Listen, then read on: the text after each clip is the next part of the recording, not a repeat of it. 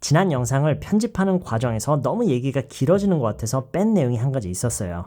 For your information 또는 FYI라고 하는 이 표현인데요. 일단 여러분이 꼭 염두에 두셔야 되는 게 어떤 어휘든 어떤 표현이든 간에 그게 사용되는 그 구체적인 상황의 변수가 너무나도 많기 때문에 어떤 어휘든 어떤 표현이든 딱 이럴 때는 안 되고 이럴 때 해야 된다라고 단정 지을 수가 없다는 거예요. 그래서 지금부터 제가 얘기하는 부분들은 제 개인적인 관점에서 제 개인적인 경험을 토대로 제 관점에서 얘기를 하는 이 표현들의 어떤 가장 큰 특징들이라고 보시면 돼요. For your information 또는 FYI라는 이 표현을 보면요. 일단 이 단어들을 한번 보세요. For your information이에요. 당신의 정보를 위해서. 이거를 꼭 이렇게 분석적으로 봐서가 아니라요. 실제로 이 표현이 쓰이는 그 전체적인 그 경우의 수를 보면은요. 이 표현이 내포하고 있는 의미가 뭐냐면 당신에게 도움이 될 수 있는 부분이니 참고해라 라는 그런 의미를 내포하고 있어요. 지난 영상에서 언급했던 just so you know, keep in mind, on a side note, as a side note 기본적으로 내포하고 있는 의미가 조금 다르기 때문에 그 어감도 달라지면서 고로 이거를 이제 사용하는 그 상황이 어울리는 그 상황이 조금 다르다고 봐야 돼요. 또 하나의 특징이 뭐냐면 이것도 은근히 중요해요. 이 표현을 참고로 라는 말로 쓰기 위해서는 formal한 상황에서 쓰는 게 훨씬 더 잘 어울려요.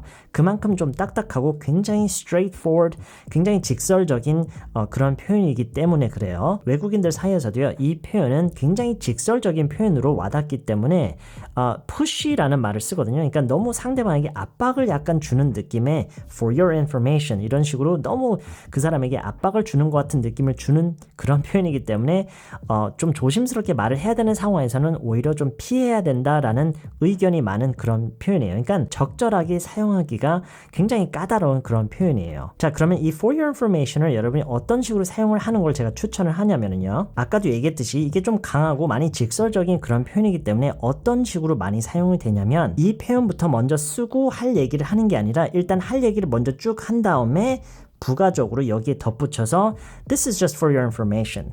This is just for your information. 이라고 얘기를 하는 거예요. 이렇게 사용되는 거를 실제 이제 대화를 하는 상황에서는 이런 식으로 쓰이는 거를 더 많이 볼 수가 있어요. 그러니까 이거를 문장에 섞어서 This is just for your information 이렇게 얘기를 함으로써 표현을 조금 더 중화시켜서 조금 더 조심스럽게 사용을 하는 거예요. 이렇게 얘기했을 때 상대방에게 어떤 인상을 주냐면 방금 내가 얘기한 이게 너가 지금 당장 어떤 액션을 취해야 되는 그런 게 아니라 그냥 참고하고 있으면 된다 라는 인상을 바로 줄 수가 있는 그런 활용 방법이에요. This is just for your information. 어떤 얘기를 먼저 다 하고 나서요. 추가적으로 여러분이 알고 계셔야 될 게 한 가지가 있는데요. 이 for your information FYI라는 표현은 그냥 편한 자리에서 완전히 다른 그런 어감과 의미로 쓰이는 경우가 있는데 이걸 꼭 알아야 돼요. 예를 들어서요. A라는 사람이 B라는 사람한테 이런 얘기를 했다고 가정해보세요.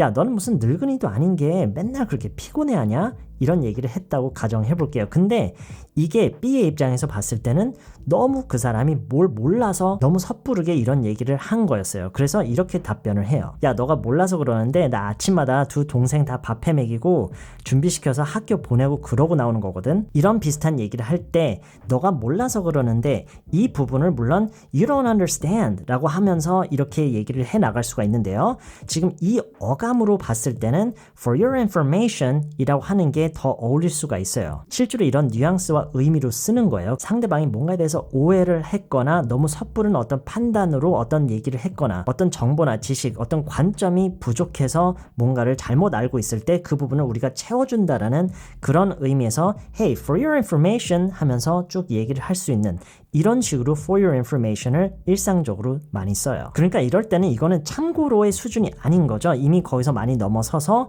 야, 너가 뭘 몰라서 그러는데 이런 어감과 뉘앙스로 쓰는 걸 많이 들어볼 수가 있는데요. 이 for your information, FYI라는 게 굉장히 formal하고 굉장히 직설적이고 좀 강한 표현이기 때문에 오히려 일상적인 이런 대화 상황에서 이렇게 쓰이기도 하는 거예요. 네, 그래서 결론은 뭐냐면 이 for your information이라는 표현은 formal한 상황에서 더 어울리고 그리고 좀 강하고 많이 직설적인 표현이니까 반드시 써야 되겠으면 좀 주의를 하되 반드시 써야 되겠으면은 일단 할 얘기를 먼저 다 하고 나서 This is just for your information 라고 이건 그냥 참고하면 된다, 참고만 하면 되는 그런 내용이다 라고 이렇게 말을 덧붙이는 식으로 사용을 하면 좋다라는 거예요. 그냥 친구들이랑 얘기하는 그런 편한 자리에서는 완전히 다른 의미와 그런 어감으로 사용이 되기도 한다라는 거예요. 네, 이런 식으로 for your information, FYI는 적절하게 정말 자연스럽게 그 상황에 맞춰서 사용하기가 은근히 까다로운 그런 표현이에요. 네, 이번 영상은 여기서 짧게 마치고요. Part 3에서 이제 이 for your information 말고 다른 좋은 표현들이 얼마나 많은지 그걸 좀 정리를 해드릴게요. 이번 영상은 여기까지고요. 저는 다음 영상에서 다시 찾아뵐게요. Some days, some nights, some live, some die. The way up the sun.